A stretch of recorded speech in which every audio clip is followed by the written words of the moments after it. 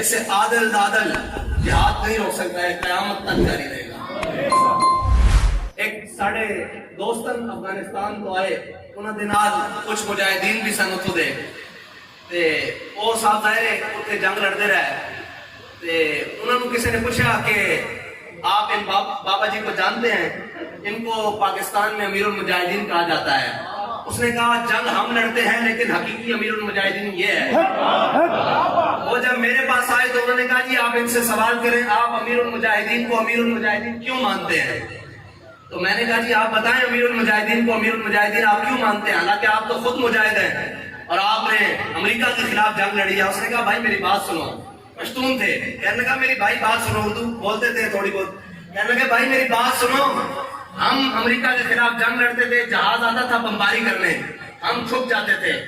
اور جہاز جب واپس جاتا تھا تو ہم اس کے اوپر اٹیک کرتے تھے، اس کے اوپر فائرنگ جو بھی تھا اس کے اوپر کرتے تھے، راکٹ لانچر۔ انہوں نے کہا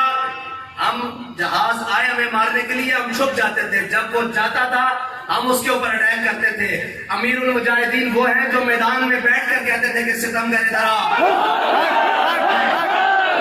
ہم اس کو امیر المجاہدین اس لیے مانتے ہیں کہ وہ تو چھپ بھی نہیں سکتے تھے،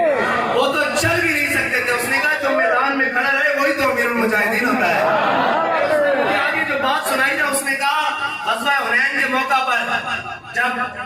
مشکل وقت بنا تو ہمارے آقا مولا صلی اللہ علیہ وسلم نے فرمایا نبی جو لا نصب انا ابن عبد المطلب، فرمایا میں ہی نبی ہوں جس کے بارے میں کوئی جھوٹ نہیں، اور میں ہی عبد المطلب کا بیٹا ہوں۔ اس نے پھر مجھے اس کی طرف اشارہ کیا، اس نے کہا جو میدان میں کھڑا رہے نا اس کو امیر المجاہدین کہتے ہیں، جو حفاظتی اقدامات کے لیے یا جنگی حکمت کے لیے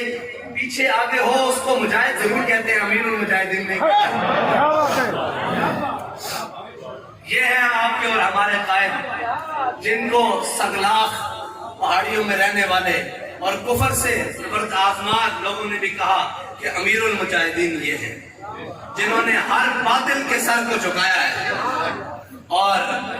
آنے والی نسلوں کو بھی بتایا ہے کہ اگرچہ بدھ ہیں جماعت کی آستینوں میں، مجھے ہے حکم اذاں لا الہ الا اللہ، اور یہ نغمہ فصل گل و لالا کا نہیں پابند۔ جب